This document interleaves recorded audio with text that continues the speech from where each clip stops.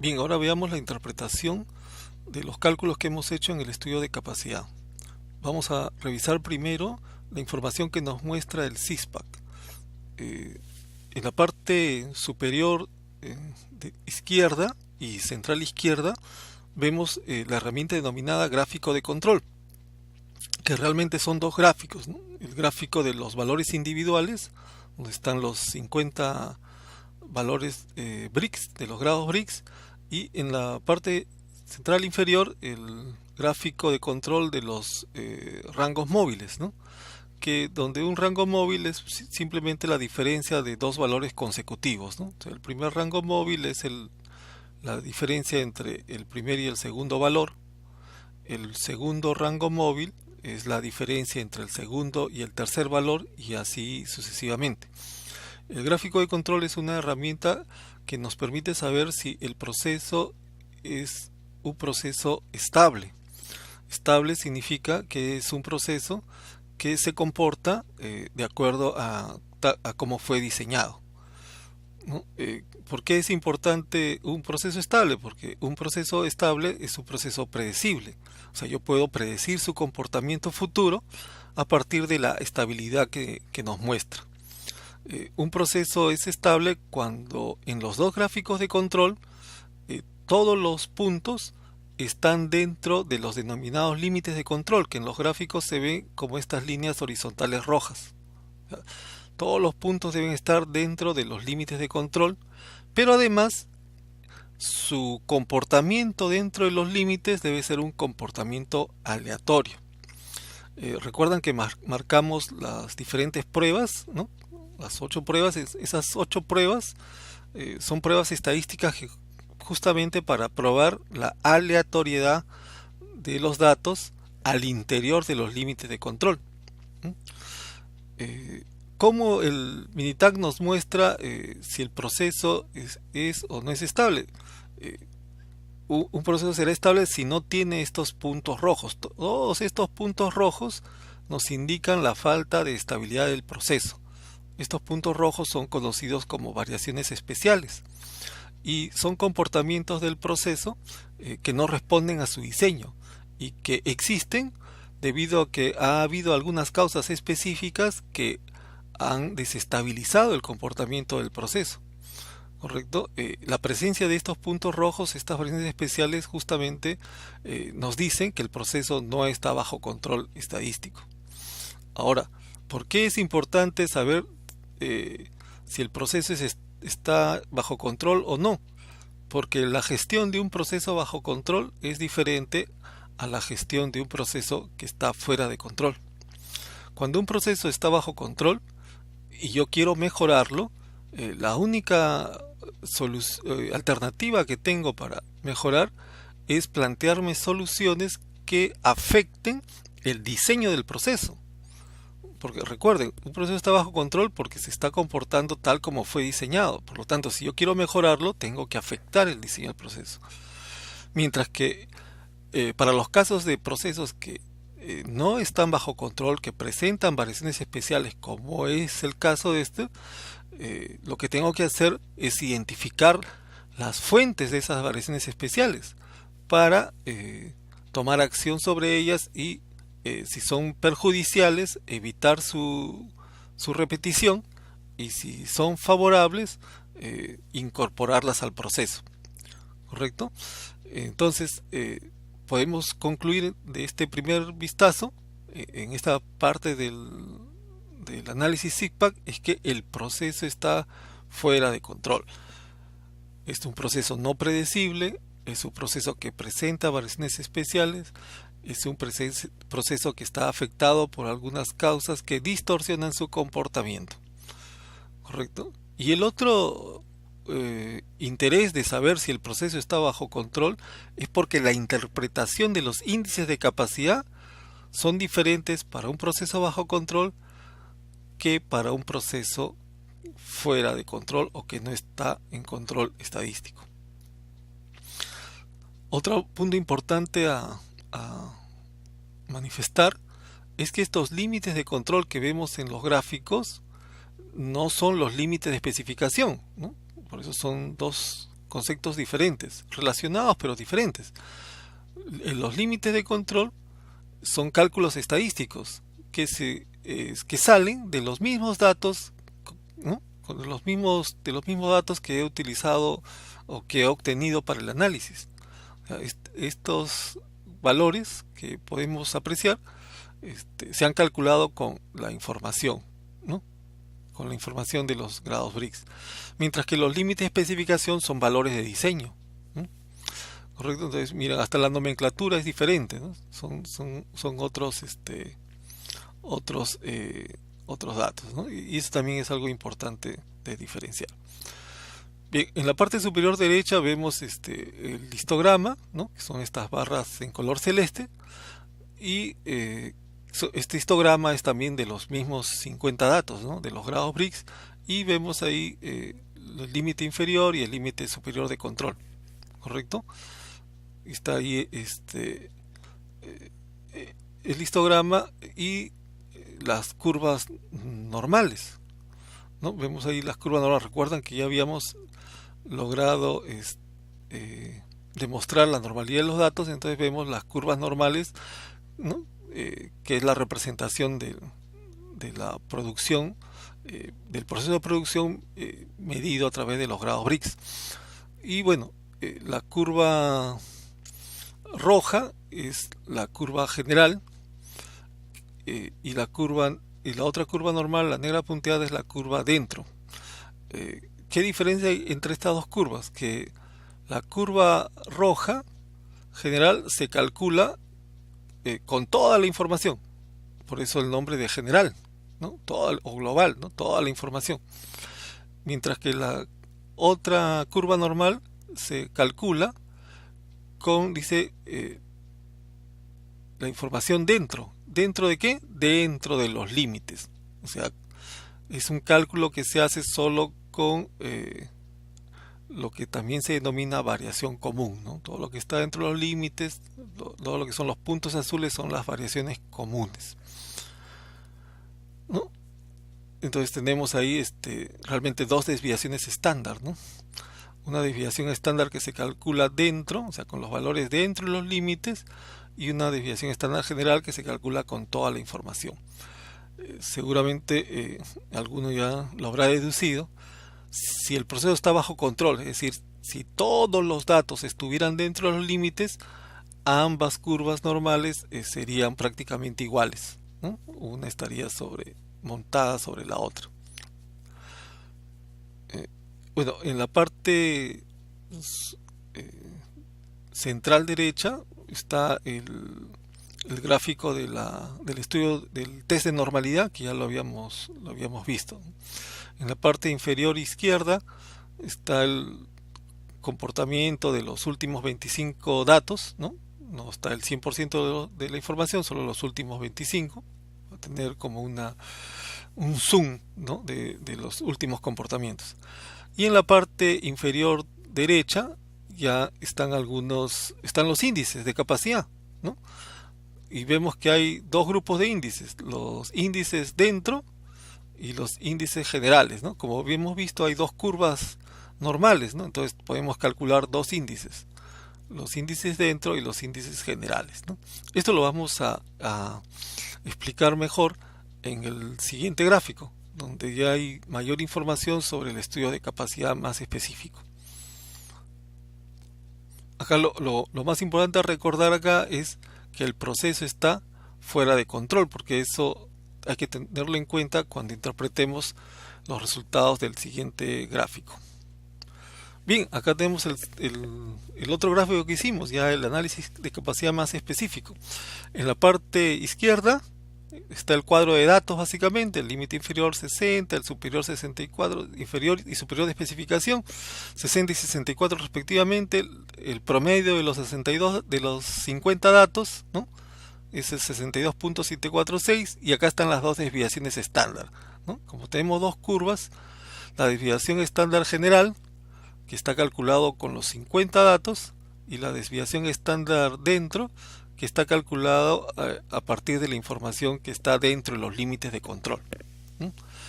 Obviamente es una desviación estándar un poco más pequeña, ¿no? Por eso es que la curva negra punteada, ¿no? Que es dentro, la curva negra punteada que es dentro, es un poco más angosta que la curva general, ¿no? La curva roja. ¿Correcto? Veamos acá en la parte inferior, vemos el tema del cálculo de qué porcentaje está fuera de especificación, ya sea por debajo del inferior o por encima del superior. Tenemos tres columnas.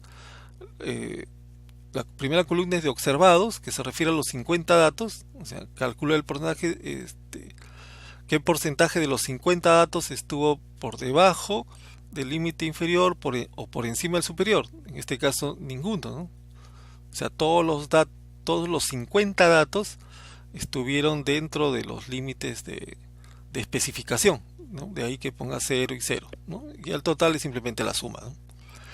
La segunda columna es la columna en base a la evaluación general, ¿no? Dice cuántos datos tuvieron o qué porcentaje del área bajo la curva, ¿no? La curva roja estuvo por debajo del límite inferior, 0. ¿Qué porcentaje, ¿no? debajo de la curva, del área bajo la curva estuvo por encima del superior? 1.09%, ¿no? Y por lo tanto el total es 1.09%. O sea, tengo el 1.09% del volumen de producción por fuera de especificación, ¿no? Por encima del límite superior de especificación. Y la tercera columna es la información o la curva normal que se calcula con la información dentro, ¿no? La desviación estándar dentro. Y vemos que por debajo del límite inferior no hay nada, es 0. Por encima del superior, ¿no? Si vemos acá hay un pequeño porcentaje. Ese pequeño porcentaje es 0.19% y en total es la suma 0.19%. Entonces ya me da información, ya el Minitab me calcula qué porcentaje, ¿no? de la población de datos va a estar fuera de especificación, ¿no? O está fuera de especificación en mi proceso, ¿no? En lo que se refiere a los grados Brix, ¿no? Bien, entonces acá en la parte superior derecha ya vemos los famosos índices que estuvimos viendo. Vamos a empezar por la parte inferior de este cuadro, que es la capacidad potencial o dentro, Witting, dentro, ¿no?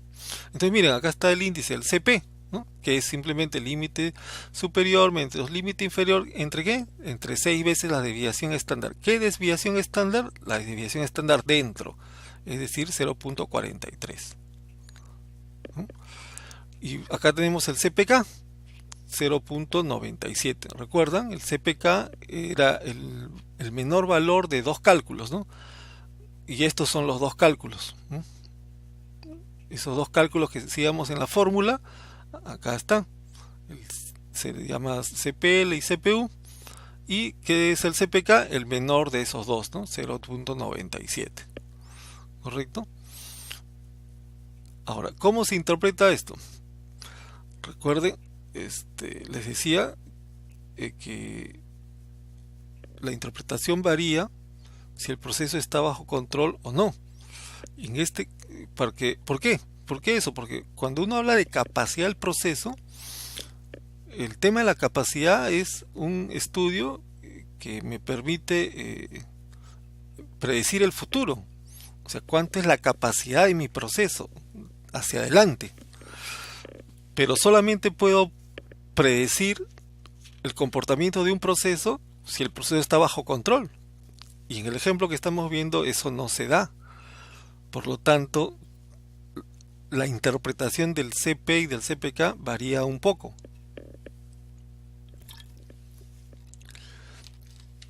¿Cómo sería esta interpretación? El CP sería así. La capacidad potencial del proceso podría llegar a 1.54 si el proceso fuera estable. O lo que es lo mismo, podría llegar a 1.54 si eliminara las variaciones especiales, ¿no?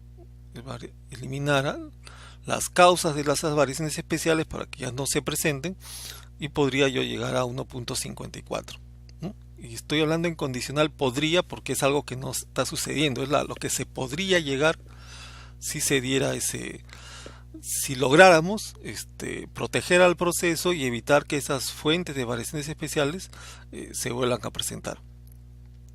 Y el CPK es la capacidad real del proceso a la que se podría llegar, igualmente, a la que se podría llegar si se eliminaran las variaciones especiales, ¿no? O se estabilizara el proceso, que es lo mismo, ¿no? Entonces, siempre en condicional podría, ¿por qué? Porque el proceso está fuera de control. Entonces recuerden, el CPE y el CPK son índices para predecir el comportamiento futuro del proceso, pero para que esa posibilidad de predecir se dé, el proceso debe estar bajo control, cosa que no se da en el ejemplo que estamos viendo. Por eso estoy usando la condicional podría en la interpretación que estoy haciendo. Entonces miren, eso ya me da un indicativo, o me orienta hacia dónde deben ir mis esfuerzos de mejora, ¿no? El esfuerzo de mejora podría ir para el lado simplemente de eliminar las fuentes de variación especial, o estabilizar el proceso. O sea, ¿qué tengo que hacer para estabilizar el proceso? Eso podría ser una acción de mejora, porque eso estaría impactando, ¿correcto? Porque miren, la capacidad potencial es 1.54, mayor que 1.33. O sea, hay posibilidades ahí de mejora sin necesidad de tener que afectar temas de diseño del proceso, ¿no? Bueno, y el CPK me sale 0.97, básicamente porque el proceso está descentrado, ¿no? Como el gráfico, ustedes pueden ver el diagrama, el proceso se ha movido ¿no? Se ha pegado hacia el límite superior de especificación. Lo que debería es de tratar básicamente de centrar el proceso, ¿no? Si lográramos mover el proceso hacia la izquierda, ¿no? Esta zona fuera de especificación podría desaparecer, ¿no? Entonces miren, eliminando las variaciones especiales, las fuentes de las variaciones especiales, y centrando el proceso, podríamos tener un impacto importante en el desempeño del proceso, ¿no? Una mejora importante. Correcto. Bien, ahora veamos pero bueno, pero esto de acá no está sucediendo, ¿no? No es lo real, por eso usaba, yo repito, el condicional. Porque lo que realmente está sucediendo es lo que nos muestra lo que podemos ver en la parte superior, ¿no? La capacidad real, o general, perdón, overall, ¿no? General, donde me dice que el PP, ¿no? Es 1.22. ¿Qué es el PP? No es C, sino P de performance, ¿no? La performance potencial es de 1.22. Pero ¿cómo se interpreta? Es hasta hoy, ¿no? Hasta hoy el proceso ha tenido, ¿no? En el periodo analizado, ni siquiera hasta hoy, sino el desempeño del proceso en el periodo analizado, o sea, en el periodo de los 50 datos, ha tenido una performance de 1.22. Así se interpreta. ¿Por qué? Porque el proceso está fuera de control. Entonces solamente el análisis es válido para el periodo de los 50 datos. Entonces en el periodo analizado, la performance del proceso la performance potencial del proceso es de 1.22. ¿Correcto? Pero la performance real del proceso ha sido de 0.77, bastante bajo, ¿no? A 1, y mucho más bajo obviamente de 1.33. Miren, en ambos casos los dos índices están por debajo de 1.33. Entonces lo real es que el desempeño del proceso en el periodo analizado es incapaz, porque está por debajo del patrón de referencia, que es 1.33, ¿no? Correcto. Entonces, esa es la interpretación. Entonces, concluyendo, ¿qué problemas tiene mi proceso? Un proceso que está fuera de control, presencia de variaciones especiales, un proceso que está descentrado y un proceso que genera ¿qué? Porcentaje de fuera de especificación. Entonces, ese es el desempeño actual de mi proceso, y no solamente el valor promedio, que es la tendencia, que hay mucha tendencia a calcular el promedio y solamente dar información sobre el promedio, y a partir de eso asumir que ese es el desempeño del proceso. Y como podemos ver, hay mucha más información de la que se puede sacar provecho. Es más, el mismo estudio de capacidad, como también lo mencionaba, ya te da, te orienta hacia dónde pueden ir los esfuerzos de mejora, ¿no? Entonces podemos ver claramente que si se lograra eliminar las fuentes de variaciones especiales y no se vuelvan a repetir esos puntos rojos, mi capacidad potencial podría pasar de 1.22 a 1.54, ¿no? Y la capacidad real podría pasar de 0.77 a 0.97. Y si luego o adicionalmente logro centrar el proceso, este 0.97 va a subir, ¿no? Si se va a acercar a 1.54, porque recuerden, cuando el centro del proceso, o cuando el proceso está centrado, ¿no? O el centro del proceso coincide con el centro de especificación, el CP y el CPK se igualan, ¿no? Y entonces, que se igualan, se van a igualar a 1.54, ¿no? Entonces miren, ya el mismo análisis, además de decirme cuáles son los problemas de mi proceso, también me dan orientación sobre cuál es la dirección que deben tener los esfuerzos de mejora.